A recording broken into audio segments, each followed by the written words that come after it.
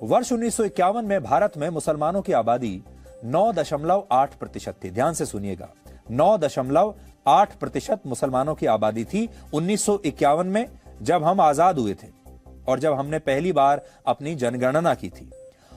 और वर्ष 2011 में बढ़कर उनकी आबादी 14.23% हो चुकी है। यानी पिछले 60 वर्षों में भारत में मुसलमानों की आबादी 5% बढ़ी। और आज अगर दोबारा से सेंसस की जाए, जनगणना की जाए, तो ये और भी ज्यादा बढ़ी हुई आपको मिलेगी।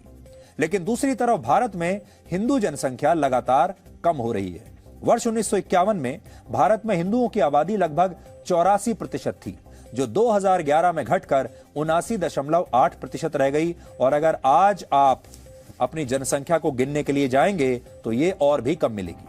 अमेरिका के थिंक टैंक प्यू रिसर्च सेंटर के मुताबिक 2011 से 2021 के बीच, यानी पिछले 10 वर्षों में भारत में हिंदुओं की आबादी लगातार और कम हुई है, जबकि मुसलमानों की आबादी में लगातार वृद्धि देखी गई है पिछले 10 वर्षों में। और आपको यहां यह स्पष्ट कर दें कि हमारे पास जो आखिरी सेंसस का जो रिकॉर्ड है वो 2011 का है, क्योंकि उसके बाद से अब तक जनसंख्या को गिना नहीं गया है दोबारा। ये हम आपको भारत की स्थिति के बारे में आज बता रहे हैं। ये भारत की स्थिति है। अगर पाकिस्तान और बांग्लादेश की बात करें तो इन देशों में भी हिंदुओं की आबादी बहुत तेजी से कम हुई है। यहां तो बहुत ही तेजी से कम हुई है। 1951 में पाकिस्तान में 13% हिंदू थे, लेकिन 2017 में वहां सिर्फ 2% हिंदू ही बचे हैं। आज पाकिस्तान की कुल आबादी लगभग 23 करोड़ है। अगर 1951 की तरह पाकिस्तान में आज भी 13% हिंदू आबादी होती, मान लीजिए हम ये भी कह दें कि ना बढ़ी है ना कम हुई है, उतनी है, तो इस हिसाब से पाकिस्तान में हिंदुओं की जनसंख्या आज 2.70 करोड़ होनी चाहिए थी। लेकिन 2017 की जनगणना के मुताबिक पाकिस्तान में सिर्फ 33 लाख हिंदू ही बचे हैं। अब आप सोचिए, फिर ये लाखों हिंदू कहां चले गए? अब आप ये सोचिए, इतने लाख हिंदू जो हैं, जो अब कम पड़ रहे हैं, ये अचानक पाकिस्तान से कहां गायब हो गए? या तो इन्हें मार दिया गया, या ये पाकिस्तान छोड़कर भाग गए, और या फिर इन्होंने अपना धर्म परिवर्तन कर लिया। ये 3 बातें हो सकती हैं। इसी तरह बांग्लादेश में 1974 में 13.5% हिंदू आबादी थी, लेकिन 2011 में वहां भी हिंदू जनसंख्या घटकर सिर्फ 8.5% रह गई। आज बांग्लादेश की कुल आबादी लगभग 15.5 करोड़ है, और 1974 के हिसाब से आज बांग्लादेश में 2 करोड़ हिंदू होने चाहिए थे, लेकिन अभी बांग्लादेश में सिर्फ 1.27 करोड़ हिंदू बचे हैं।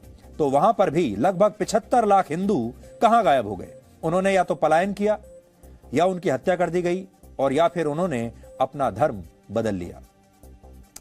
अब दुख की बात यह है कि अगर सारा आप मिला लेंगे तो आपको ऐसा लगेगा कि करोड़ों हिंदू पिछले 70 वर्षों में बांग्लादेश और पाकिस्तान से गायब हो गए। लेकिन क्या दुनिया में किसी भी देश ने पाकिस्तान से, बांग्लादेश से यह सवाल उठाया कि वो हिंदुओं पर अत्याचार क्यों कर रहे हैं, हिंदुओं का दमन क्यों कर रहे हैं? बाकी छोड़ दीजिए, क्या भारत ने भी कभी इन देशों के सामने यह बात रखी है? वो भी छोड़ दीजिए, सरकार को भी। क्या भारत के हिंदुओं ने, जो आज 100 करोड़ के ऊपर हैं, क्या भारत के हिंदुओं ने भी कभी इस मुद्दे को उठाया है? हमारे देश के 100 करोड़ हिंदुओं ने कभी यह सवाल नहीं पूछा कि पाकिस्तान और बांग्लादेश में उनके जो लाखों हिंदू भाई हैं, वो उनका हुआ क्या? वो कहां चले गए? वो गायब कैसे हो गए? किसी ने यह पूछने की हिम्मत नहीं दिखाई, किसी को फुर्सत ही नहीं है।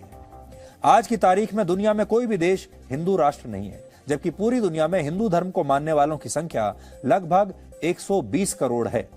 हिंदू दुनिया के 110 से ज्यादा देशों में रहते हैं, लेकिन इसे मानने वालों की सबसे बड़ी आबादी भारत और नेपाल में है। और नेपाल किसी जमाने में दुनिया का एकमात्र हिंदू राष्ट्र हुआ करता था, लेकिन अब नहीं है। 2008 में नेपाल के संविधान में बदलाव करके उसे धर्मनिरपेक्ष देश का दर्जा दे दिया गया, और वर्ष 1977 में तत्कालीन प्रधानमंत्री इंदिरा गांधी ने भी भारत के संविधान में 42वां संशोधन करके इसकी प्रस्तावना में सेक्युलर शब्द जोड़ दिया था। यानी पिछले कुछ दशकों में भारत और नेपाल जैसे देशों के बहुसंख्यक हिंदुओं पर तो धर्मनिरपेक्षता की पूरी जिम्मेदारी डाल दी गई, जबकि मुस्लिम बहुल देश सेक्युलर होने से इस्लामिक रिपब्लिक या इस्लाम को राष्ट्र धर्म मानने वाले देश बनते चले गए। यह फर्क आया है। और इन देशों में भी, भारत जैसे देशों में भी, धर्मनिरपेक्षता की जो सारी जिम्मेदारी है वो बहुसंख्यक हिंदुओं पर डाल दी गई, और जो अल्पसंख्यक समुदाय है उसे एक वीआईपी स्टेटस दे दिया गया और उसने इतने वर्षों में सिर्फ मलाई खाई। वर्ष 1956 में पाकिस्तान, वर्ष 1979 में ईरान, 1980 में बांग्लादेश, 2005 में इराक, ये तमाम देश या तो पूरी तरह से इस्लामिक देश बन गए या फिर इस्लाम को इन्होंने अपना राष्ट्र धर्म मान लिया। पूरी दुनिया में करीब 190 करोड़ लोग इस्लाम को मानते हैं, 190 करोड़, और इनमें से करीब 160 करोड़ लोग इस्लामिक देशों में रहते हैं। और इनमें से भी ज्यादातर देशों में धर्म का पालन करना चॉइस नहीं है, विकल्प नहीं है, बल्कि मजबूरी है, क्योंकि लगभग सभी मुस्लिम देशों में धर्म के अपमान को अपराध माना जाता है और कुछ देशों में तो इसके लिए मौत की सजा भी है। अब आप सोचिए, ये मुस्लिम देश आज भारत को लेक्चर दे रहे हैं और बता रहे हैं कि लोकतंत्र क्या होता है, जबकि इनके यहां कोई लोकतंत्र नहीं, और धर्मनिरपेक्षता का पालन कैसे किया जाता है वो भी ये मुस्लिम देश आज हमें समझा रहे हैं।